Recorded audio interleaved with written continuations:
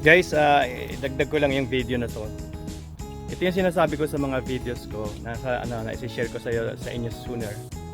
Na dito sa Canada, sa konting kaalaman nyo lang, dagdag lang ito. Bonus yan ako. Bonus video. Itong kukuha ko lang nitong GMC Terrain na to, na SUV. Ito yung top of the line. Ayan, ang top of the line ng Terrain. Tinrade ko lang yung aking isang isang sasakyan ko. Tinrade ko dito sa sasakyan na to. Wala akong binayad dito, walang down. Kaya lang napakalaki ng utang ko. Utang ito guys, dito sa Canada walang bili-bili dito. Hindi uso yung bili-bili. Hindi uso rito yung magbibigay ka ng pera. Akala nyo makita nyo yung ganitong dinadrive yayamanin. Hindi. Mukha lang yayamanin guys, pero yayamanin sa utang. Ayun ang katotohanan guys. Ayan, utang yan, utang. Utang na loob. Ayan. Ayan. Kung makikita nyo guys, kinis nyo. Ayan. Gusto ko lang share sa inyo, may puntos akong bibigay sa inyo. Ayun utang. Dito talaga, utang. Kahit sino, utang lang yan. Walang nagka-cash dito. Hindi pwede ang cash dito pag bumili ka sa dealership. Hindi ka bibigyan ka pero masama ang loob nila. Walang cash. Lahat ay utang. Yan. Utang yan, utang. Ito yung pangatlong sasakyan ko na rito. Si-share ko sa inyo na pagdating ko rito guys. Ito ang maganda rito. Na dekada ng mahigit. Pagdating ko dito guys, ito lang kagandahan dito sa Canada. Equivalent ng ng Jollibee dyan. Equivalent ng Jollibee dyan. Kung kahit na fast food chain na katulad ng Jollibee, pwede ka na magkaroon ng sasakyan. Kahit 1 linggo ka pa lang dito, pwede na. Pwede na yun. Hindi ka lang makapag-finance. Hindi ka lang makapag-finance kasi bago ka pa lang. Pero kung may trabaho ka na, pwede kang mag-lease. Ayan, basta may isang kakilala ka lang na mag-aano sa inyo mag-garantor yun. Pero kung pwede ka na makakuha kahit anong gusto. Basta may trabaho ka. Yun. Basta may trabaho ka, kahit anong trabaho yun. Basta may trabaho ka. Kaya tingnan sa loob. Tingnan guys.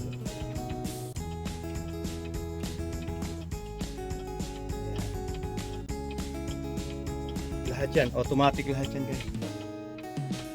Digital na. Wala nang gamit na. Digital lahat. Ito yung top of the line ng GMC Terrain. Ang gusto ko lang sabihin sa inyo guys, walang dito. Walang mahirap, walang mayaman. Kung ikaw ay mahirap, ito ang makukuha mo. Ayun, naputol tayo sa pagiging mahirap. Ibig sabihin walang mahirap, mayaman dito. Ang mayaman dito, mga nagda-drive ng Ferrari, mga sports car, or hindi sila, may mga driver sila, yan yung mga mayaman dito. Pero kung mahirap ka lang, katulad ko, ito ang the-drive mo. Yan ang ida-drive. Wala nang yan, lahat yan. Push button ng start, wala nang stick. Ito lang yung ito lang pindutin nyo, drive, neutral, at saka reverse, at saka naka-parking tayo ngayon. Yan guys, leather lahat yan. Yan yan guys. Yan, di pinagmamalaki yan Kasi, bakit ka mo? Utang yan Utang. Yan. Utang yan. Yan guys.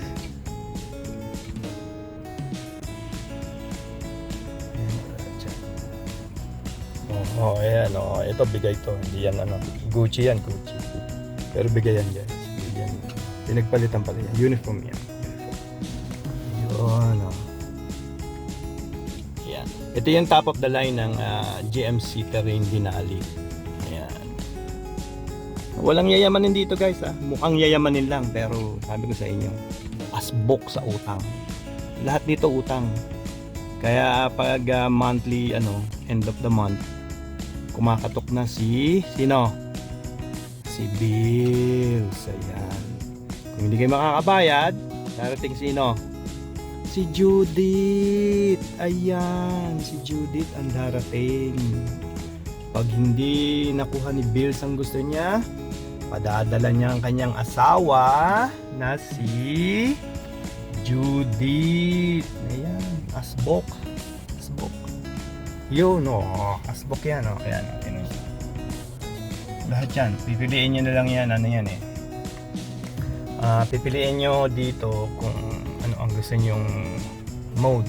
Ang daming sabihin nyo lang guys kung meron kung sino yung mga dito na nasa Canada at makikita nyo yung video na to. Magtanong lang kayo kung anong performance nitong GMC Terrain na to. Pagdating sa snow, ito guys, nakuha ko, kailan ba to? Mag 6 months na pala to guys, sorry, kala ko kailan lang. Mag 6 months na pala to. Ayan ang mode. Ito yung mode ng may ito yung 2-wheel drive, 4-wheel drive, tapos yung umaakyat sa ayan, all-wheel drive, ayun. Lahat nito nandito na yung feature niya. Ito merong blind spot. Sabihin niyo na lahat nandito na. Pwede niyong bitawan sa highway basta naka-cruise control kayo, pero hindi advisable. Hindi sinasabi ng bitawan niyo, hindi nila sasabihin. Pero pwede. Kaya lang huwag kayo mag-take ng risk. Kaya nga nandito lahat. Pag may tatawid na tao, hindi niyo nakita, magbi-blink na lang yan agad dito sa screen. Ayan, magbi-blink sa screen na may tatawid na tao o aso o kung ano man ang naka-obstacle do sa harap niya. Ngayon, kung kayo may kasunod, isa-setup niyo lang sa far yung setup. Ayan, far ang ginawa kong setup. Ayan. Medium. Far natin, ayan, setup niya. Tapos yung isa ay yung following distance niya. Kaya nandito lahat ng feature guys. Talagang safe na safe kayong Pero syempre, huwag lang kayo manutulog sa numero-bela. Alam ko safe na safe dahil sa mga features and technology. Pero hindi kayo huwag lang kayo matutulog. Emergency call, yung ibig sabihin pag nasa time home, SOS, lahat nandiyan na. Sabihin nyo sa guys kung may question pa kayo dual yan, sunroof. Yun ang sinasabi ko guys. Yun, ang katulad kong mahirap, ito ang babagsakan niyo. Hindi Bentley kasi pang mayaman yun. Ito pang mahirap. Ang gusto ko lang ibig ko lang sabihin guys, kahit ano ang trabaho niyo, kung may trabaho kayo, yun lang ang importante, basta may trabaho kayo, makukuha niyo kung ano ang gusto niyo. Yun ang kainaman dito. Yun, sinasabi ko nga sa inyo pagdating ko pa lang nag-try ako mag-bike sa dati pero hindi nagmula. Hindi po pwedeng walang sasakyan dito. Yun naman ang dahilan. Dahil milya-milya ang layo ng mga distance kung saan mo gustong pumunta. Pag nag-public transportation ka naman o public transit, abutin ka naman ng dekada sa daan. Nasubukan ko guys 3 hours galing sa trabaho, kaya sabi ko after 2 weeks or na nandito ako, kumuha ako agad ng sasakyan. 3 weeks or a month yata, hindi ko naman kumuha ako ng sasakyan, basta may backup ka lang sa kanya. Kaya lang lease, yun nga lang lease medyo mataas sa finance, medyo mataas, pero yung naman, yung kaginhawahan naman ng yung yun ang yun ang mahalaga. Guys, yun ang katotohanan doon guys. Yan guys. Yun lang guys, kung may mga tanong kayo, tanong nyo lang sa akin at sasagutin ko hanggang masasagot ko. Ayan. Yan, likod niya. Yun guys.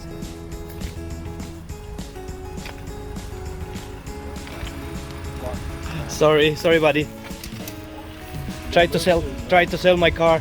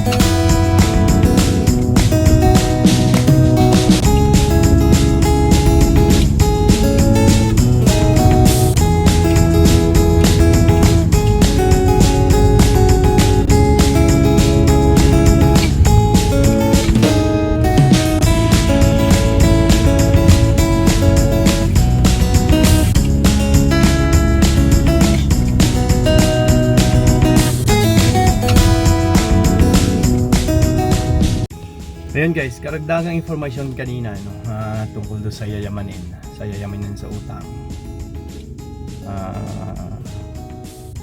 Lahat dito, let's say family kayo nag-move dito, nag-migrate. Sa una yan, siguro planin nyo lang isang sasakyan. Kung 5 miyembro kayo, sisiguraduhin ko sa kanyo, tiyak, bibili kayo ng tigi-tigi isang sasakyan. At yun naman talaga ang trend. At yun naman talaga ang norma yun. Yun ang normal dito sa Canada. Kung meron kang 6 na miyembro ng family at pwede na sila mag-drive, tigi-tigisan ng sasakyan yan.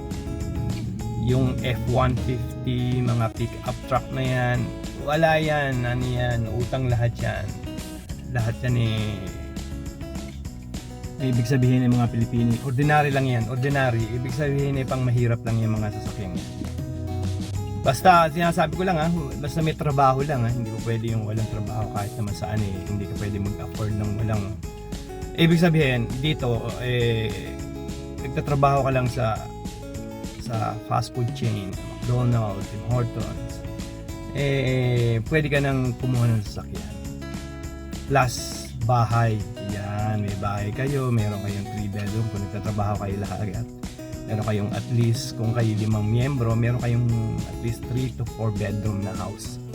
Malaki yun. Nako, parang mansion sa atin yung gano'ng kalaki. Yun ang advantage or nang nandito ka sa Canada. Ibig sabihin talagang yun giving yun. Talagang kayo magkakaroon kayo ng lahat. Bahay, tigi-tigis ang kotse, depende kung anong trabaho mo. Kung ang trabaho may medyo level up, hindi lang yun ang makukuha nyo. Magkakaroon pa kayo ng RV yan. Ordinary din dito yan guys, yung mga RV recreational vehicle ng mga Pinoy. Ngayon ang bahay mayroong mga garage yan, pero ang nakalagay dyan mga gamit nila ang mga nakapark sa harap ng bahay. Basic na siguro dito yung 2 o 3 kotse, pick up, RV, ang mga Pinoy. Hindi lang Pinoy, lahat ng taong nakatira dito halos basta may trabaho. Huwag lang nating sasabihin na yung pwede ka naman yan bumili din yung mga sports car na yan, kaya lang insurance yan mas baka mortgage ng bahay mo ang insurance mo kaya ang bumibili lang yun yung mga talagang umaawas na ang pera sa bulsa or may business yan yun. Pag may business ka rito, napakalaking advantage mo rin. Yun ang napakalaking dahil pwede mong magamit sa mga iba-ibang business na maraming scope na maraming benefits ang pwedeng kuha kung may business ka. Yun, ano pa ba ang mga points na basta may trabaho ka, walang problema, kahit anong sasakyan makukuha mo. Yun lang guys. Kaya nga sinasabi ko doon sa mga video ko na darating, napaka-importante ng driver license na meron kayo dyan sa Pilipinas. I-convert lang dito sa driver license dito. Walang ka-problema. Yun lang po guys, at tungkol dito sa yayamaning issue or yayamanin tungkol sa usapang yayamanin, itong GMC train dinali ko pang nagtatrabaho lang sa Jollibee to. May Jollibee rin dito, ang daming Jollibee rito sa Canada, marami rito. Kung nagtatrabaho ka sa Jollibee rito, meron ka ditong sasakyan na to. Basta may trabaho ka, walang problema. Yun yung so mayaman ang tao sa utang lahat yan utang. Lahat ng makikita mo marami may mga dun meron ding minsan nag-drive ng sports car na may mga business yan, kaya ganun. Yun lang guys ang may karagdagan dito sa to. At kung may tanong kayo tanong nila at sasagutin natin ng puntos by puntos yan, punto by puntos. Meron ba lang?